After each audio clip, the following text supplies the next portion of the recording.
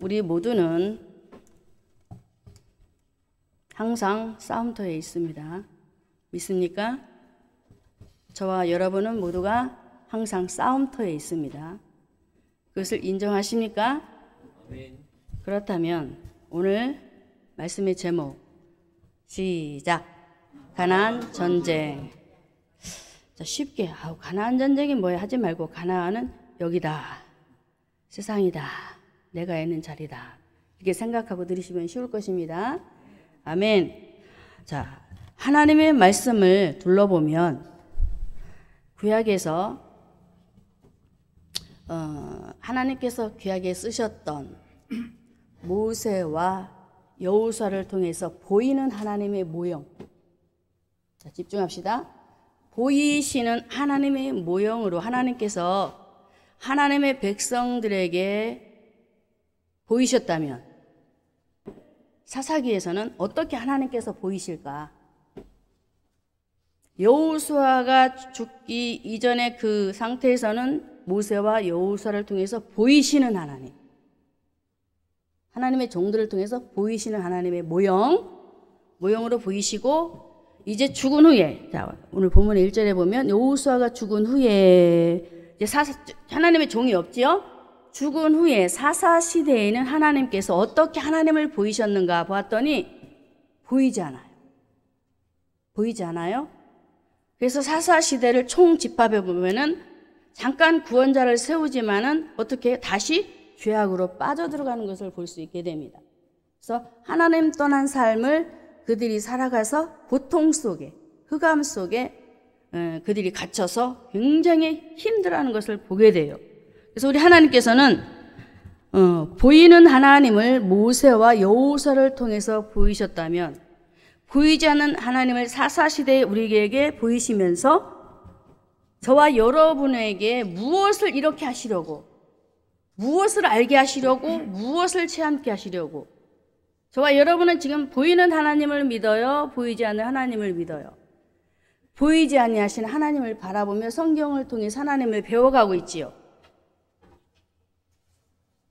하나님은 저와 여러분이 보이지 아니하시는 하나님을 듣고 배워 알고 있기 때문에 그 하나님을 바라볼 때에 하나님의 자녀들이 체험할 수 있도록, 할렐루야. 사사기서에서 보면은 나를 알도록 내가 남은 족속들을 하나님께서 두었다라고 이렇게 말씀하신 구절들이 있어요. 그렇듯이 하나님은 우리에게 싸울 대상을 준비해 주시고 그 속에서 하나님을 알아가도록, 삶이 이렇단다라고 배워가도록 하셨다는 것을 우리가 보게 됩니다. 그러므로 가나안 전쟁을 통해서 하나님께서는 저와 여러분에게, 예수님께서 도마에게 나타나셔서 야, 너는 나를 본고로, 나를 만지는 그것으로 인해서 나를 믿느냐? 나의 주여 나의 하나님이라고 고백했잖아요, 도마가. 그런데 예수님께서 하신 말씀, 너무나 중요한 말씀, 요한복음 20장 29절에 나를 본고로 내가 믿느냐?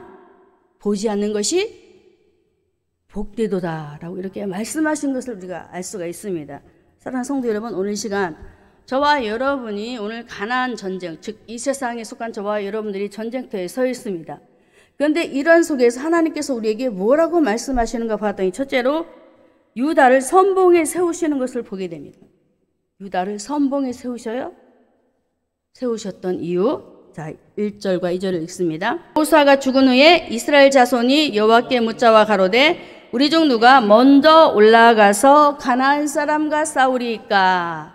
여호와께서 가라사대 유다가 올라갈지니라. 보라, 내가 이 땅을 그 손에 붙였느니라. 2절에 유다가 올라가라. 선봉에 세우시지요. 앞세우신단 말이에요. 여호수아가 죽은 후에.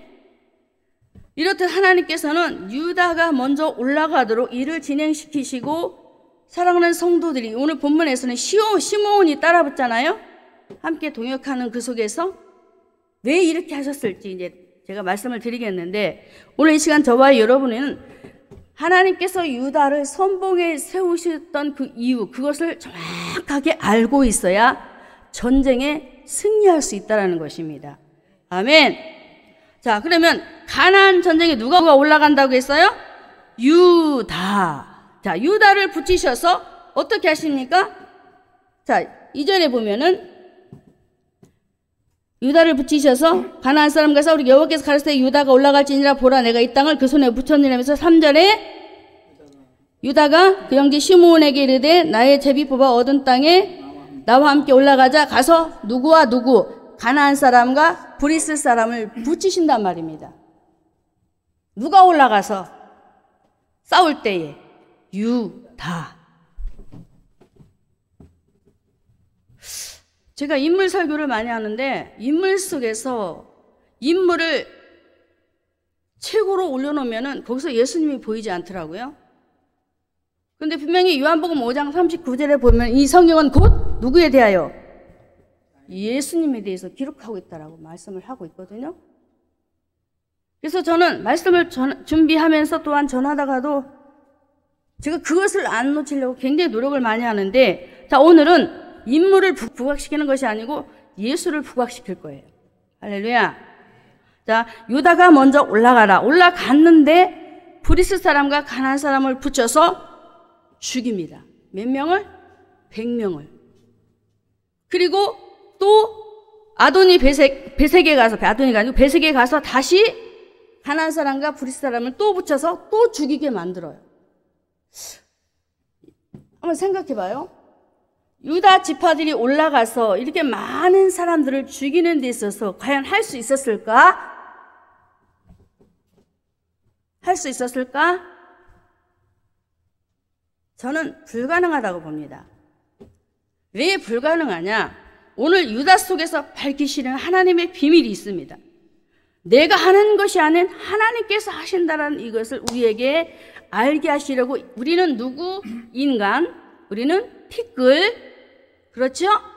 그런데 우리를 하나님께서 하나님의 자녀 삼으셔서 우리를 누구로? 하나님의 도구로 사용하시는 그 일에서 우리를 보여주실 뿐이지, 이 속에서 누구? 하나님의 아들 예수. 할렐루야.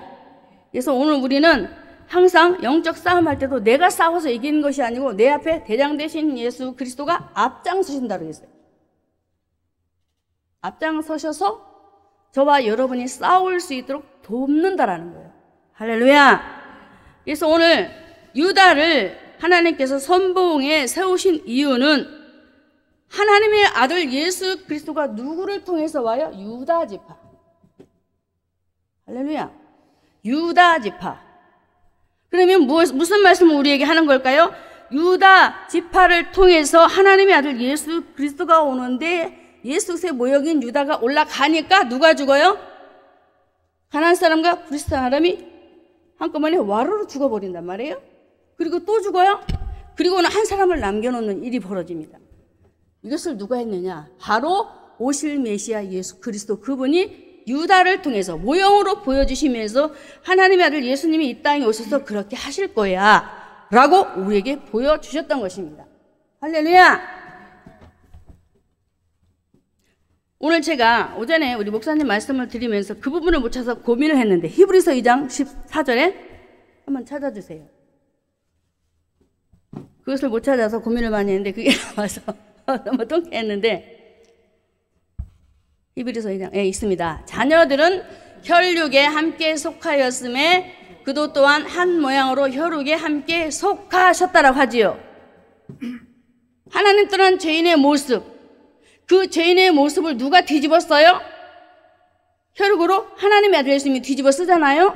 쓰고 다시 읽습니다. 세 번째, 사망으로 말미암아 사망의 세력을 잡은 자 곧 마귀를 없이 하시며. 뭘 없애요? 마귀. 그러면 오늘 본문에 가나안 사람, 브리스 사람, 아도니베색 다 나오지요. 누구예요? 영적으로 마귀 세력. 마귀 세력이에요. 그래서 유다 지파가 올라가라. 다른 지파가 아니고 이스라엘 자손이 기도할 때 유다 지파만 올라가라 그러지요. 누가 올라가야 된다는 거예요? 전쟁할 때 누가 올라가야 돼요? 유다 지파를 통해서 누가 와요? 예수. 누가 올라가야 돼요? 마귀를 없이 하기 위해서 누가 올라가야 돼요? 예수. 할렐루야. 저와 여러분은 죄로 인하여 죽어 사망에 매여 마귀의 후손이 되어버렸어요. 그렇기 때문에 저와 여러분은 마귀의 손에서 절대로 빠져나올 수가 없는 거예요. 2장 14절에 말씀하는 것처럼 우리가 혈육에 있었는데 예수님이 혈육에 속해서 그 사망을 없이 하시려고 이 땅에 오셔서 그 일을 진행시켰다라고 이렇게 말씀을 하고 있는 것입니다. 할렐루야. 그래서 반드시 유다가 올라가듯 이 땅에 누가 와야 됩니까? 사도행전 4장 12절에 꼭 유다가 올라가야 하는 이유에 대해서 말씀을 하고 있는 거예요. 사도행전 4장 12절에 다른 이로서는 구원을 얻을 수 없나니 천하 인간의 구원을 얻을 만한 다른 이름을 우리에게 주신 일이 없다 하지요. 누구 이름? 예수 이름. 유다 지파를 통해서 오실 메시아 예수, 그분이 오셔서 뭐를 없이 한다? 마귀의 일. 요한복음이 말하고 있지요. 하나님의 아들이 오신 것은 마귀를 없이 하시려고. 그러면서 창세기 3장 15절에 원시복음에서는 여인의 후손으로 와야 된다라고. 그분이 와서 사단의 머리를 어떻게 부셔버려야 된다라고 우리에게 말씀을 분명히 하고 있었던 것입니다. 그래서 하나님은 구약에서 하나님의 아들 예수님을 소개하는데 먼저 선봉에 선 유다 지파를 통해서 메시아 예수 그리스도를 우리에게 소개하고 있는 거예요. 믿으시기를 주님의 이름으로 축원합니다. 자, 그러므로 전쟁은 누구에게 속했다? 사무엘상 17장 47절에 다윗이 정확하게 고백을 했습니다. 사무엘상 17장 47절에 여호와의 구원하심이 칼과 창에 있지 아니함을 이 무리로 알게 하리라. 전쟁은 여호와께 속했다. 누가 한다라는 거예요? 하나님이. 다윗이 블레셋 군대와 싸울 때에도 누구의 이름으로 갔습니까? 만군의 여호와의 이름. 골리앗과 싸울 때도 만군의 여호와 하나님의 이름. 그 이름으로 가서 누구를 때려잡아요? 골리앗. 보세요. 이렇듯 전쟁은 저와 여러분이 하는 것이 아닙니다. 하나님께서 이미 하셨고 그것을 우리가 믿고 믿음으로 그 주신 믿음으로 예수 그리스도를 믿는 믿음을 주심으로 그 믿음을 가지고 우리가 영적 전선에 서는 것입니다. 믿으시기를 주님의 이름으로 축원합니다. 유다가 누구였어요? 오늘 선봉에 세운 유다가 누구였습니까? 야곱의 아들입니다. 라헬을 통해서 태어난 네 번째 아들이에요. 그 아들을 하나님께서 어떤 능을 하나님께서 부어주었는가 보았더니 창세기 49장 8절에서 10절의 말씀에 이렇게 야곱이 유다에 대해서 예언을 하고 있습니다. 유다야, 너는 내 형제의 찬송이 될지라 내 손이 내 원수의 목을 잡을 것이요 내 아비의 아들들이 내 앞에 절하리로다. 9절에 유다는 사자 새끼로다. 내 아들아, 너는 움킨 것을 찢고 올라갔도다. 그의 엎드리고 웅크림이 수사자 같고 암사자 같으니 누가 그를 범할 수 있으랴. 함께 읽습니다. 10절. 홀이 유다를 떠나지 아니하며 치리자의 지팡이가 그 발 사이에서 떠나지 아니하시기를 실로가 오시기까지 미치리니 그에게 모든 백성이 복종한다라고 하나님의 아들 예수 그리스도에 대해서 이렇게 야곱이 자신의 아들 네 번째 아들 유다에게 말을 하고 있는 거예요. 지금 예언을 하고 있는 거예요. 그래서 유다를 통해서 오실 메시아 예수 그리스도 그림자로 모형으로 설명을 하면서 그분이 오실 때에 그냥 오는 것이 아니고 어떤 지팡이, 치리자의 지팡이, 할렐루야, 뭐예요? 하나님의 말씀을 가지고 온다라는 거예요. 누가? 예수님이. 요한복음 1장 14절에 말씀이 육신이 돼요. 할렐루야. 그분이 말씀을 가지고 말씀으로 치리를 하신다라고 유다에게 유다를 통해서 오실 메시아 예수님을 확실하게 매듭을 지어놓고 있어요. 그래서 그분이 오실 때에 그냥 오시는 것이 아니고 11절과 7절을 11절을 보겠습니다. 49장 11절 창세기. 그의 나귀를 포도나무에 매며 그 암나귀 새끼를 아름다운 포도나무에 맬 것이며 또 그 옷을 포도주에 빨며 그 복장을 포도즙에 빨리로다. 아니 거기는 아니고요. 위에 다시 띄워주세요. 자, 포도나무에 매매하면서 포도나무에 맬 것이며 그 옷을 어디에 빨아요? 포도주. 복장을 어디에? 포도즙에. 예수님이 십자가에 죽으심을 말하는 거예요. 유다에게 아무런 관련이 없잖아요. 그런데 유다에게 이렇게 예언을 하는 거예요, 야곱이. 야곱은 영적으로 열렸어요, 안 열렸어요? 열렸단 말이에요. 분명히 너의 후손을 통해서 메시아 예수 그리스도가 오는데 그분이 우리를 위하여, 너를 위하여, 우리 가족을 위하여 십자가를 질 것이다.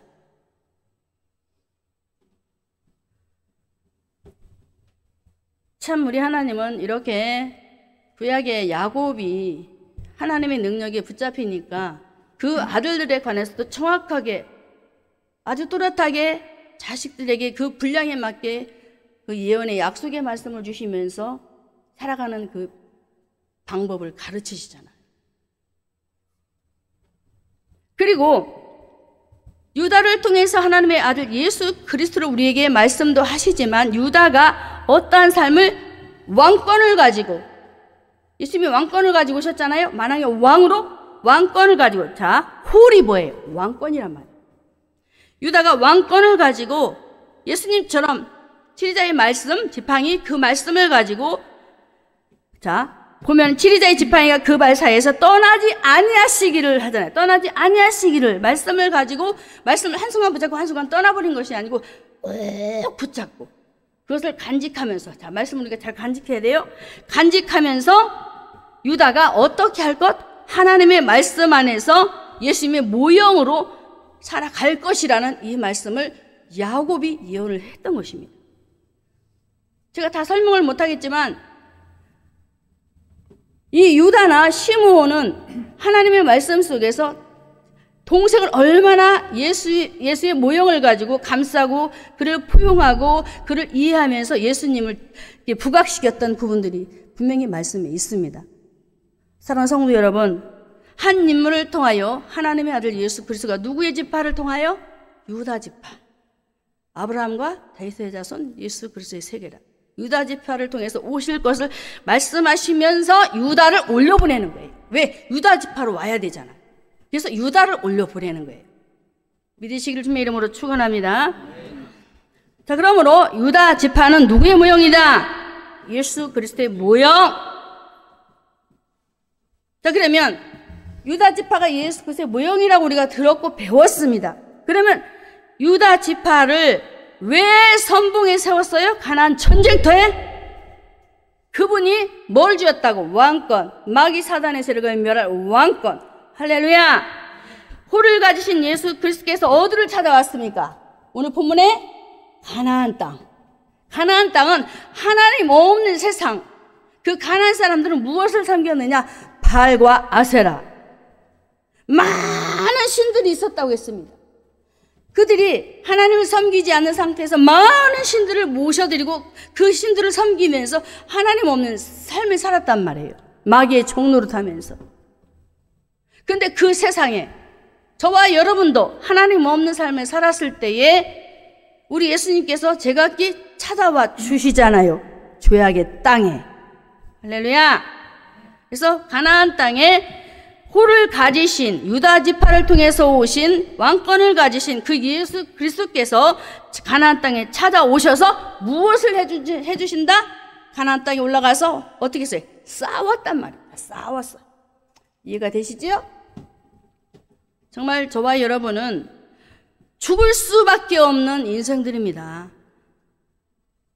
우리의 힘으로는 도저히 살아날 수 없는 존재들입니다. 그런데요, 하나님께서 저와 여러분을 너무나도 사랑하셔서 그 아들 예수님을 통해서 죄의 싹슨 사망이라고 하신 말씀처럼 사망에 매여 있던 저와 여러분들을 그 사망이 무엇입니까? 바로 마귀를 가리키는 거예요. 그 사망을 가진 마귀가 저와 여러분에게 사망을 주어서 그 사망으로 말미암아 죽을 수밖에 없는 저와 여러분들을 우리에게 영원한 생명 되신 그분을 통해서 그 생명으로 말미암아 싸워주셔서 이미 승리토록 하시고 그래서 저와 여러분들이 영적 싸움에서 승리할 수밖에 없도록 그래서 건져주시는 그 일을 누가 하셨다? 예수님이. 믿으시길 주님의 이름으로 축원합니다. 어떻게 건지셨을까요? 신약에서 우리에게 명확하게 드러내고 있습니다. 마가복음 10장 45절에 인자에 온 것은 섬김을 받으려 함이 아니요 많은 사람의 무엇으로? 대성물. 할렐루야. 이거 싸워주시는 거예요. 마귀에게 사로잡힌 자를 예수님이 등극하셔서 건져주시는 것이 싸우시는 거예요. 할렐루야. 싸워주시잖아요. 저와 여러분이 어떻게 그 속에서 빠져나옵니까? 도저히 빠져나올 수가 없습니다. 그래서 요한복음 1장 12절에서는 영접이라고 말씀하고 있는 거예요. 할렐루야. 건져주세요. 죄인의 제성물이 되셔서 싸워주시러 오신 예수. 그런데 창세기 49장 8절에서 유다를 향하여 야곱이 이렇게 예언했습니다. 그 부분에 대하여 유다야 너는 내 형제의 찬송이 될지라 내 손이 무엇을 잡아요? 내 손이 원수의 목을 잡아버린대요. 이미 끝난 것입니다. 유다에게 정확하게 예수님에 대해서 밝히고 있잖아요. 유다 지파를 통해 오실 예수, 메시아, 그림자, 모형으로. 저와 여러분이 예수 믿는 데 있어서 보이지 아니하시는 하나님을 믿는 데에 힘든 일이 벌어질 때에 그를 바라보기란 참 힘들잖아요. 그런 것을 이길 수 있도록 먼저 예수님이 마귀의 일을 없이 하시면서 하나님의 아들 자녀 삼으시고 권세를 주셔서 살아갈 수 있도록 하나님께서 하셨다라는 것입니다. 아멘. 그래서 우리 사랑하는 성도 여러분, 이미 하나님께서 이기신 그 아들 통해서 마귀를 없이 하시고 이기시고 승리하신 그 이름을 통해서 하나님께서 예수님을 저와 여러분을 살리시려고 이 땅에 저와 여러분의 개인 속에 찾아와 주셔서 전쟁을 하게 하시고 싸우셔서 이기신 그 은혜로 말미암아 저와 여러분들이 어떻게 되었어요? 죄로 죽었던 우리를 구원코자 오셔서 구원해 주러 이를 누구를 통해서 오늘 본문에 유다 지파를 통해서 오실 메시아 예수님을 통해서 구원해 주러 등극하셨다는 사실을 믿으시기를 주님의 이름으로 축원합니다. 이것이 바로 가나안 전쟁입니다. 예수님이 하셨어요. 만약에 예수님께서 세상을 이기지 않으셨다면, 마귀를 이기시지 않으셨다면 저와 여러분은 영원히 죽어 있어야 돼요. 불행하지 않습니까? 그래서 모세가 이스라엘아 너는 행복자로다. 그래서 그렇게 말을 하는 거예요. 행복한 사람이지요? 아멘. 자, 이렇게 죄악된 세상에 마귀의 일을 없이 하시려고 유다 지파를 통해서 메시아 예수 그리스도가 구원해 주러 오시어서 이제 세상 속에 등극이 되셨는데, 근데 말씀해 보니까 유다 말고 옆에 누가 따라 붙었지요? 시몬. 자, 시몬이 중요합니다. 시몬. 자, 보면은 3절에 사사기서 1장 3절에 유다가 그 형제 시몬에게 이르되 나의 제비뽑아 얻은 땅에 나와 함께 올라가서 가나안 사람과 싸우자.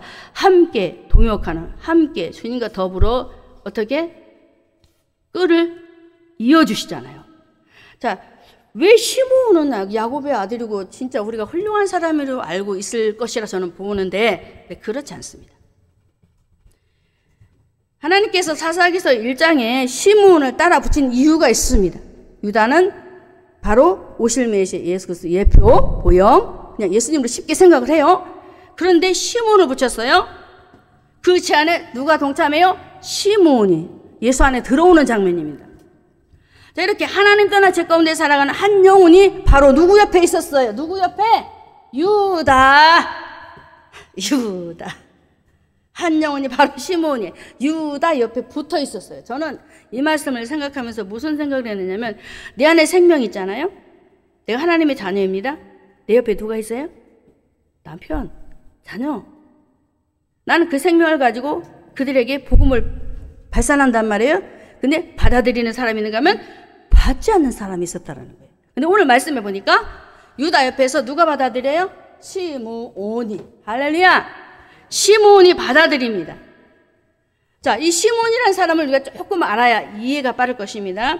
이 시몬은 야곱의 루벤, 시몬 둘째 아들이에요. 야곱의 둘째 아들 루벤, 시몬 둘째 아들이 이제 문제가 생기는데 볼까요? 동생 디나가 동생 디나가 하몰의 아들 세겜에게 강간을 당합니다. 막내 동생 디나가 강간을 당해요. 너무 예뻤나 봐요. 그런데 그 강간을 당하자 속임수를 쓰는 장면이 나와요. 자, 창세기 34장 14절에 속임수를 써서 일을 진행시킵니다. 창세기 34장 14절에 할례 받지 아니한 사람에게 우리 누이를 줄 수 34절 14절 제가 잘못 적었나요? 맞는데요? 제가 읽을게요. 할례 받지 아니한 사람에게 우리 누이를 줄 수 없노니 이는 우리의 수육이 됨이라. 뭐라고 했어요? 할례 받지 아니한 사람에게 우리 누이를 줄 수 없다. 할례란 뭐예요? 언약의 징표. 하나님의 사람은 도장 빵 찍는 거 표징이에요.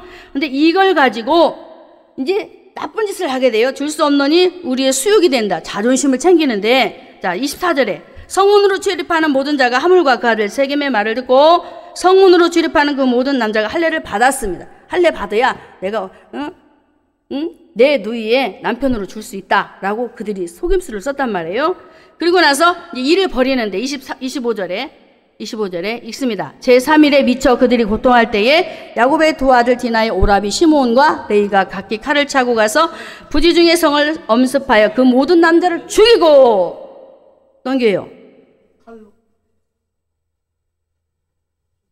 여기까지. 칼로 하물과 그 아들 세겜을 죽이고 디나를 세겜의 집에서 데려왔다 그럽니다. 시므온이 어떤 사람?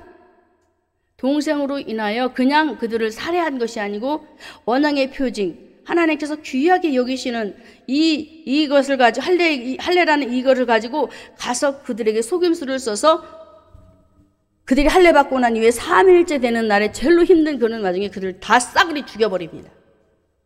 하나님께서 좋아하실까요? 싫어하실까요? 다른 것도 아니고 8일 만에 할례를 받으라. 하나님의 사람은 도장 찍는 이 귀중한 언약의 표징을 갖다가 엉뚱한 데 써버리는 거예요. 시므온이. 여기 레이는 오늘 제가 말하지 않습니다. 시므온만. 이렇게 디나의 오라비 둘이서 언약의 표징인 할례를 이용해서 살인을 저질러버리고 아까 제가 얘기했지요. 우리의 수욕이 된다. 자존심, 영적인 자존심은 이상한 자존심이야. 자존심을 챙겨버리고 이제 밑에 말씀에 가서 보면은 그들을 다 죽이고 재물을 갈취해오고 그들에게는 아내와 자녀들 다 뺏어옵니다. 누구의 욕심이에요? 자기의 욕심이잖아요. 하나님은 살인하는 거 좋아하지 않습니다. 근데 오늘 말씀에는 이 야곱의 두 아들 레이와 시므온이 어떤 성격이었습니까? 6절 중반절에 그들이 그 분노대로 사람을 죽이고 혈기대로 소의 발목 힘줄을 끊었다. 아무것도 할 수 없도록 그들을 완전히 그냥 그 정도로 언약의 사람이 아닌 복음의 사람이 아닌 세상 육의 사람으로 돌아가서 살인을 저질러 버리는 거예요. 이렇게 시므온은 이런 상태를 야곱이 그러는 거예요. 창세기 49장 5절에 시므온과 레이는 형제요 그들의 칼은 잔해한 기계다. 시므온과 레이에 대해서 예언을 하는 거예요. 자, 띄워주세요. 창세기 49장 5절에 시몬과 레이는 형제요 그들의 칼은 잔해한 기계로다. 계속 넘겨주세요. 레오나 그들의 모의에 상관하지 말지어다. 내 영광아 그들의 집회에 참여하지 말지어다. 그들이 분노대로 사람을 죽이고 그 혈기대로 소의 발에 발목 힘줄을 끊었음이로다. 그 노염이 혹독하니 저주를 받을 것이요. 여기 그 노염이 혹독하니 뭘 받아요? 저주. 언약에서 끊어집니다. 하나님의 백성에서 끊어져 버립니다. 제가 서론 부분에 너희 허물과 죄로 죽었던 너희를 살리셨도다라고 말씀을 드렸지요. 허물과 죄로 인하여 하나님과의 관계성에서 완전히 제외돼 버려요. 자, 다시 끝까지 읽어야 좀 이해가 될 겁니다. 자, 7절에 그 노여움이 혹독하니 저주를 받을 것이라. 분기가 맹렬하니 저주를 받을 것이라. 내가 그들을 야곱 중에서 나눠버린다 가지요. 야곱 중에서 나누며 이스라엘 중에서 흩어버린다. 로암미, 암미에 대해서 호세아에서 보면 나오잖아요. 백성이었다가 아닌 것으로 다시 하나님 백성 삼는. 시므온은 한마디로 야곱이 예언하는 예언 속에 너는 이미 하나님과 끝났어. 끝장났어.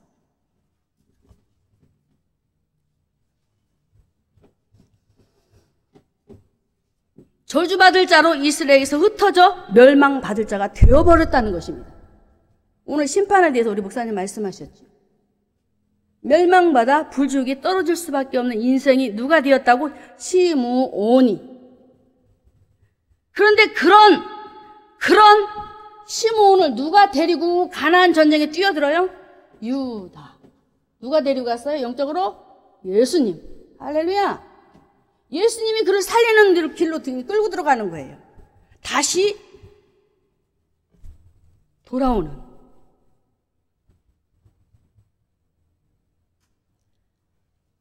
유다의 지파 후손 예수 그리스도가 허물과 죄로 죽었던 유다 시므온을 건져내서 함께 주님과 더불어 싸우는 일에. 할렐루야.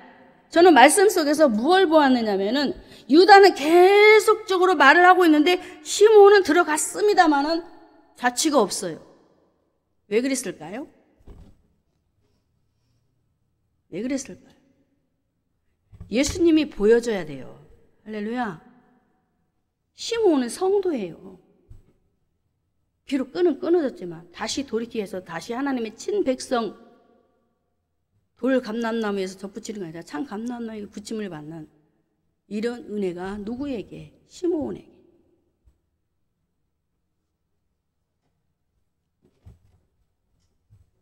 하나님은 저와 여러분을 이렇게 하나님의 은혜 속에 멸망받을 자 시므온이었던 두 번째 돼지가 멸망받을 자 시므온입니다.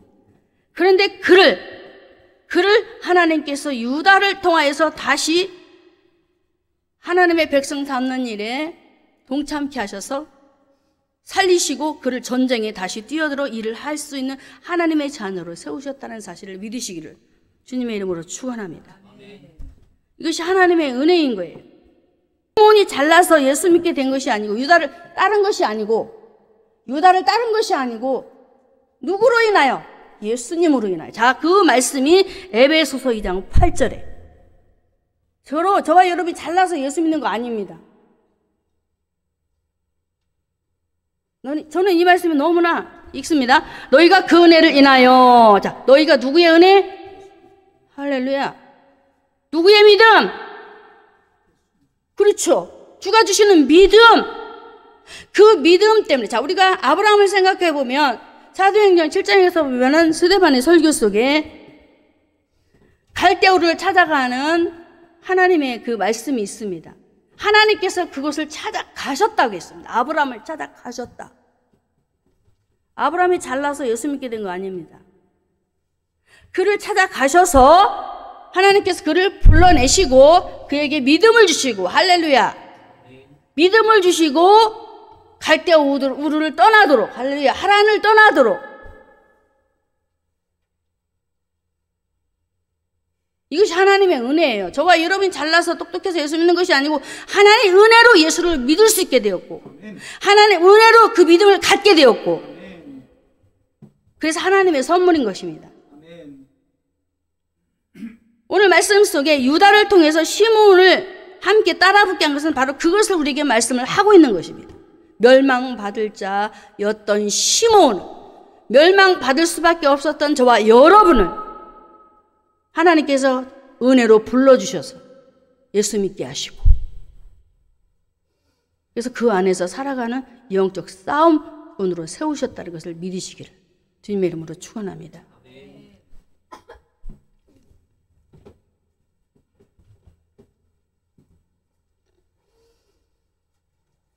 자, 유다 지파가 전쟁을 할 때에 이런 일이 벌어집니다.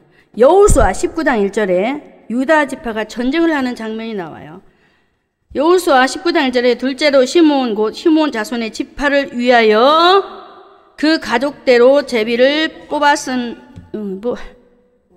자, 둘째로 맞나요? 뽑았으니 그 기업은 유다 자손의 기업 중에서라. 다시 읽습니다. 둘째로 시므온 곧 시므온 자손의 지파를 위하여. 누구 지파? 자, 제가 오늘 두 번째로 시므온에 대해서 얘기하고 있어요. 멸망받을 자 시므온인데 어떻게 되었다고? 지금 시므온 곧 시므온 자손의 지파를 위하여. 두 번째, 그 가족대로 제비를 뽑았으니 그 기업은 누구의 기업? 유다 자손의 기업. 할렐루야! 유다 자손의 기업, 주님의 기업에 들어오는, 할렐루야, 하나님의 기업에 속해서 살아갈 수 있도록 하나님께서 다시 멸망받을 자 죄인이었던 시몬을 불러들여서 유다 자손의 그 기업을 얻게 합니다. 할렐루야. 이게 은혜인 것입니다. 그리고 다음, 그리고 9절 9절. 자, 읽어야 돼요. 조금 늦어도. 19장 9절 읽습니다. 시몬 자손의 이 기업은 유다 자손의 기업 중에서 취하였으니 말하지요? 이는 유다 자손의 분깃이 자기들에게 너무 많았다라고 합니다. 하나님의 나라는 좁아요, 넓어요? 많죠. 누구든지 들어오기만 하면 천국의 기업을 얻을 수 있잖아요. 그것을 말하는 거예요. 다시 시몬 자손의 이 기업은 유다 자손의 기업 중에서 취하였으니 이는 유다 자손의 분깃이 자기들에게 너무 많으므로 시몬 자손이 자기의 기업을 그들의 기업 중에서 얻었다. 할렐루야. 저는 이거를 그냥 문자적으로 뭐 지역의 무슨 부족 국가들을 막 뭐 정복했다는 이것보다는 언약적인 관계에서 복음의 관점으로 보면은 하나님께서 멸망받을 수밖에 없는 시몬을 하늘나라를 상속토록 하게 하는 이 은혜가 여기서도 이렇게 우리에게 말씀을 하고 있구나라는 것을 제가 보면서 얼마나 감탄했는지 몰라요. 얼마나 하나님께서 우리에게 귀중한 성도로, 귀한 존재로 이렇게 백성을 삼아주시고 살아갈 수 있도록. 그래서 유다 자손의 기업에서 우리는 유다 자손인 예수 그리스도를 통해서 구원의 은혜를 거저 받은 귀한 선물. 할렐루야. 오늘날 성도들이 교회 안에 들어오면 복인 거예요. 들어와서 그 은혜를 받으면 기업을 얻는 거예요. 교회 안에 들어왔다고 해서 다 천국의 기업을 얻는 것이 아니잖아요. 믿음이 들어와야 기업을 얻는 거예요. 그래서 목사님이 단에서 말씀을 계속적으로 창세기에서 계시록까지 계속 반복을 하는 거예요. 왜? 구원 얻을 자와 멸망받을 자를 구별을 해야 되네. 멸망받기보다는 구원 얻기를 원하였어. 그래서 반복하는 거예요. 아, 우리 목사님 말씀한 거 또 안 해. 그러면 안 되는 거예요. 해야 돼요. 계속 하면서 하나님 백성을 삼는 일에 누구처럼 오늘 본문에 유다 지파, 곧 예수 그리스도를 통해서 멸망받을 그 죄인 시므온을 건져내신 것처럼 우리 모두도 그 안에서 이 일을 작은 예수로 감당해야 될 줄로 믿습니다. 그래서 유다 지파를 통해서 하나님께서 유다를 선봉에 세우신 그 이유는 바로 그분을 통해서 구원의 주로 이 땅에 등극을 하시고, 두 번째로는 멸망받은 죄인인 시므온을 건져내시고 바로 심판의 자리가 아닌 바로 영생의 자리에 그를 세우시더니 이제는 믿는 자와 믿지 않는 자를 세 번째 구별을 하는데 아도니가 나옵니다. 세 번째. 두 번째는 복음을 받는 시므온이라면, 멸망받은 자 시므온이라면 이제 받는 복음의 사람이라면, 세 번째는 복음을 거부하는 아도니가 있어요. 4절에 본문 4절에 6절까지 읽습니다. 유다가 올라가며 여호와께서 가나안 사람과 브리스 사람을 그들의 손에 붙이신지라 그들이 베색에서 1만 명을 죽이고 또 베색에서 아도니 베색을 만나서 그와 싸워 가나안 사람과 브리스 사람을 죽이니 아도니 베색이 도망하였다라고 하지요. 여기서 무엇을 여러분 보고 계십니까? 지금 유다가 가나안 땅에 들어가서 가나안 사람, 브리스 사람을 죽이면서 연거푸 지금 하나님의 일을 하고 있습니다. 하고 있는데 아도니 베색이 보고 있어요. 베색 왕입니다. 아도니 베색은 가나안 땅의 베색 왕입니다. 다른 사람을 다 잡아 죽였는데 왕이 남아 있어요. 왜 하나님께서 이것을 보게 하셨을까? 생명 얻을 자와 받지 않을 자를 왜 하나님께서 두 부류를 오늘 사사기서 1장에 이렇게 우리에게 기록으로 남겨주셨을까? 이 땅에는 복음을 받는 사람이 있고 받지 않는 사람이 있다라는 거예요. 교회 안에도 그런 부류가 있다라는 거예요. 그럼 어떻게 해야 돼? 아도니가 되실 거예요? 복음을 전하는데도 안 바꾸고 여전히 아직도 제자리에 머물러서 멸망받을 자리에 서 계시렵니까? 안 되겠지요? 자, 아도니베섹은 어떤 사람이었느냐? 구원의 이 소식이 지나가는 그 자리에 지금 한쪽에서는 죽어 나자빠지고 자기는 그 자리에 아직도 남아있는 사람으로 서 있는데 이 베세곽은 자신이 가진 권력? 자신이 가진 그런 모든 것들을 포기하지 못하는 거예요. 지금 내가 가진 이 권세, 권력이 아주 하나님보다 더 좋은 거야. 잘 들으세요. 지금 아도니가 문제가 아니잖아요. 우리의 삶에. 시므온은 포기하고 유다를 따라붙었지만 아도니 베섹은 왕은 그렇지 않습니다. 포기하지 않습니다. 자신이 가진 권력과 힘, 능력 이루 말할 수 없는 거잖아요. 포기할 수 없는 것. 그것만 바라보고 있는 불신자의 모습, 또 성도들에게도 그런 모습이 있다라는 것. 그래서 온전히 하나님을 쫓기보다는 30대 30. 그럼 우리는 100% 하나님을 믿는 거예요? 그렇지 않습니다. 시므온과 아도니 베섹 왕을 통해서 이런 두 부류의 신앙의 상태를 우리에게 말씀도 해주시고 있습니다. 이렇듯 아도니 베섹은 자신의 권력과 힘, 능력을 믿는 하나님을 모르는, 그래서 자신이 왕 노릇해요. 사사기서 21장에도 말하고 17장에도 이스라엘 백성들이 자기 소견에 하나님을 왕으로 모시지 않은 상태, 자기 소견으로 산 그런 상태의 모습처럼 오늘 아도니 베섹도 자신이 왕이 된 거예요. 왕. 하나님께서 왕권을 주셨잖아요. 왕직을 주셔서 지금 베섹을 다스리고 있습니다.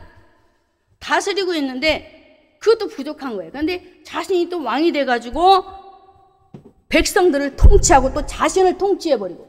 우리는 누가 통치자가 돼야 돼요? 하나님. 하나님 말씀이 우리를 통치하는 통치의 그 권세를 하나님께 맡겨드려야 되는 거예요. 근데 우리가 통치할 때 많이 있잖아요. 우리 자신들, 자식들을. 나도 그렇고 자식도 그렇고 가족도 그렇고 통치할 때가 많이 돼요. 이렇듯 아도니 베섹은 그런 모습. 하나님 보시기에 너무나도 악독했어요. 니느웨 백성들이 악독했어요.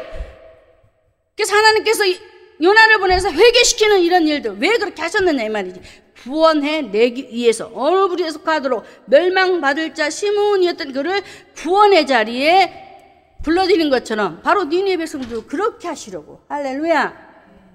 그런데 아도니 베섹은 복음을 지금도 거부를 하고 있습니다. 마지막 남은 게 아도니 베섹 왕이었습니다. 그런데 회개를 안 하니까 유다가 잡아버려요. 잡죠? 그래서 말씀해 보면은 잡아서 엄지손가락, 엄지발가락을 완전히 끊어버립니다. 전혀 기동할 수 없는. 지금까지 네가 가지고 있던 왕 권세, 권력, 힘, 능력 다 네 거라고? 아니다는 것을 가르치잖아요. 유다를 통해서. 유다 지파를 통해 오실 메시아 예수 그리스도 그분이 등극하셔서 만나 주셨음에도 불구하고 아도니 베섹은 복음을 받지 않습니다. 그래서 그는 마지막 그의 종착역이 어딘지 아세요? 예루살렘에 가서 아무도 알아주지 않고 그냥 밥만 먹고 살다 죽는, 이게 바로 하나님의 심판입니다. 이 땅에서의 모습은 그렇게 보여주셨지만 주님 나라 갔을 때에는 이제 가지 못한 자는 영벌에, 요한복음 5장 29절 영벌에, 믿는 자는 영생에 들어가는. 그런데 오늘 본문에 아도니 베섹은 복음을 받아들이지 않으니까 결국 이 땅에서도 죽고 천국도 못 가고 지옥에 떨어지는, 고통의 자리에 남는 이 부류를 유다 지파가 등극이 되어서 시므온과 아도니를 통해서 복음을 받는 자와 받지 않는 자의 모습을 우리에게 밝혀주셨던 것입니다. 이 되시기를 주님의 이름으로 축원합니다. 그래서 저와 여러분이 오늘 말씀을 들으면서 내가 시므온, 돌아온 시므온의 자리에 있을 것인가, 아니면 아도니의 자리에 있을 것인가, 여러분 스스로 생각하시고 결단하시고 바로 서시기를 주님의 이름으로 축원합니다. 그리고 우리 하나님은 유다 지파를 통해서 예수님을 소개하면서 생명 얻을 자와 멸망받을 자 두 부류 속에 생명 얻은 자는 어떻게 살아야 되나? 어떻게 살아야 되나? 영원한 생명을 우리가 얻었으면 살아가는 방법을 알아야 되잖아요. 그래서 네 번째로 우리에게 어떻게 말씀하고 있느냐 하면 참 재밌습니다. 사사기서 1장 14절에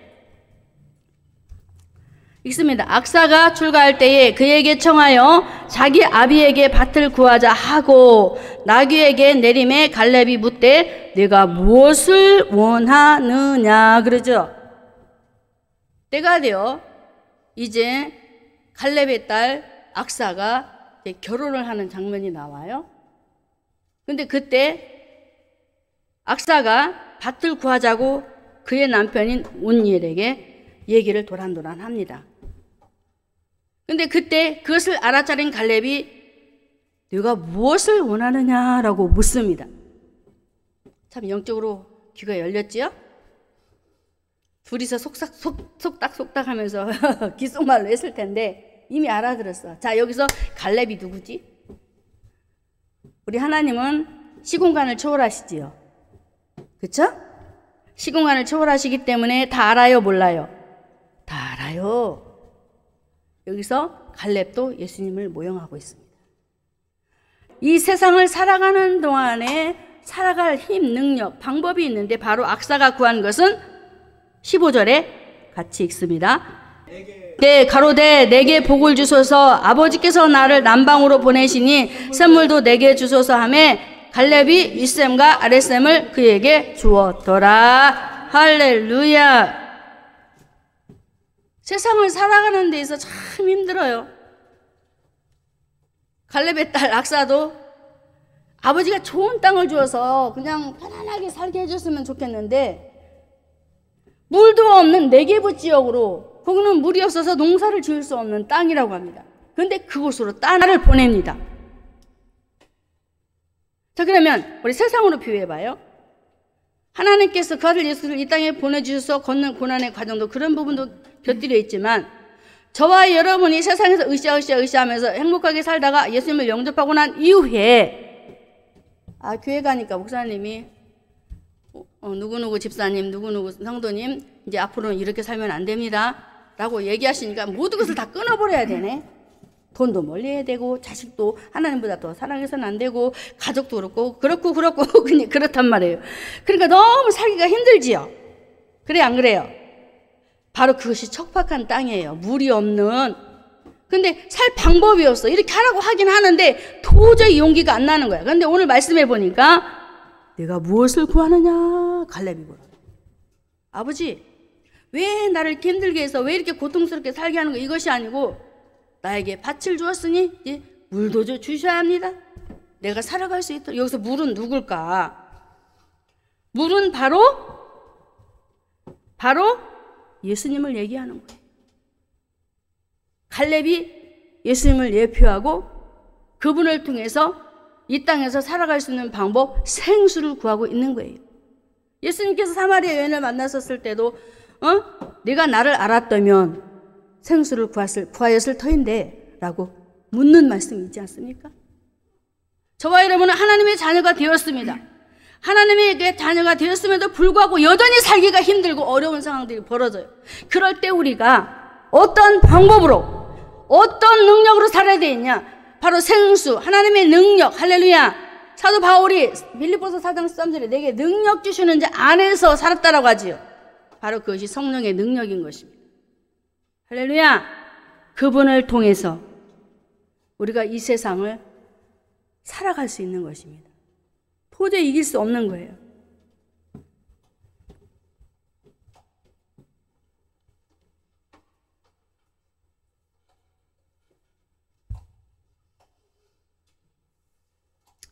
이렇듯 하나님께서는 갈렙에게 놀라운 하나님의 은혜를 주셨는데 보면 민수기 14장 22절을 한번 보겠습니다.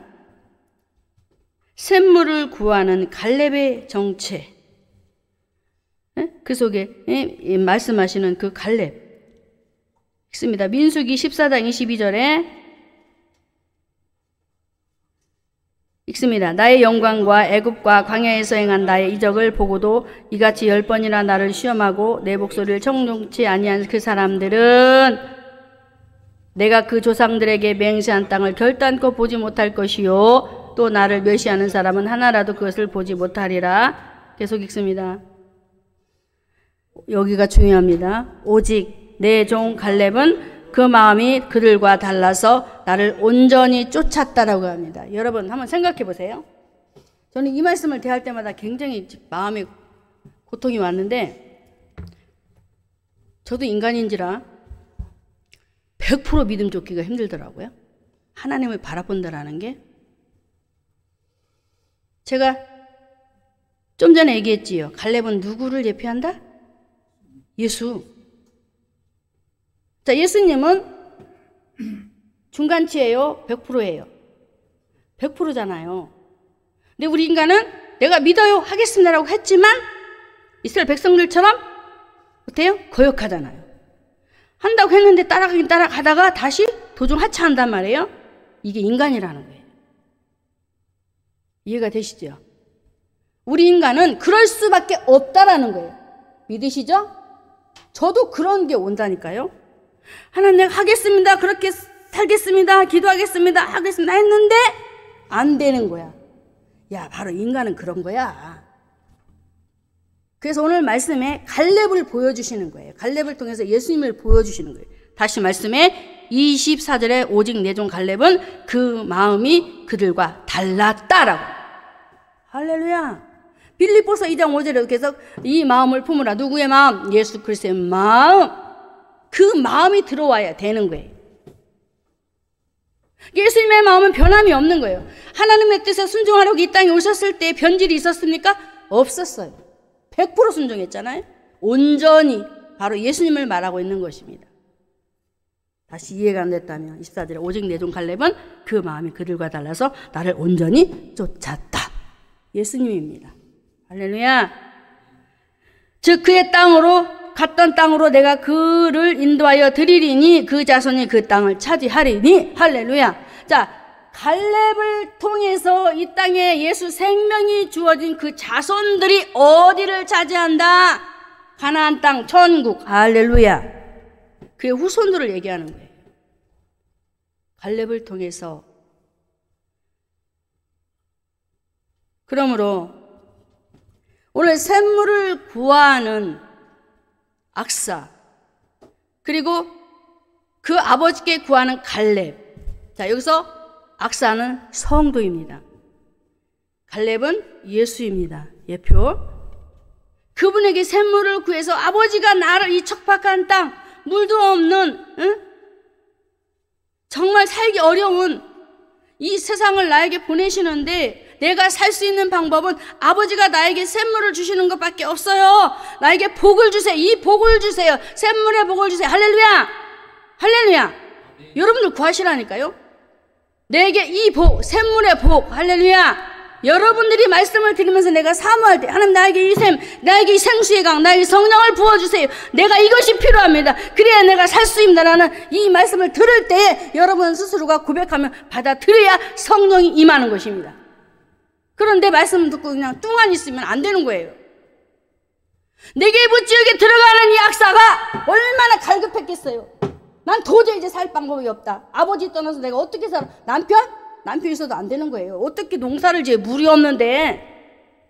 남편이 무슨 소용이에요? 남편이 나에게 성령의 생수가 돼요? 안 된다니까요. 돈이 여러분에게 성령의 이 강물이 됩니까? 안 된다니까요. 살 수 있는 방법이 아니에요. 그래서 예수님께서 사마리 여인에게도 생수를 구하라고 했던 거예요. 얼마나 힘들게 살았습니까? 그 여인도?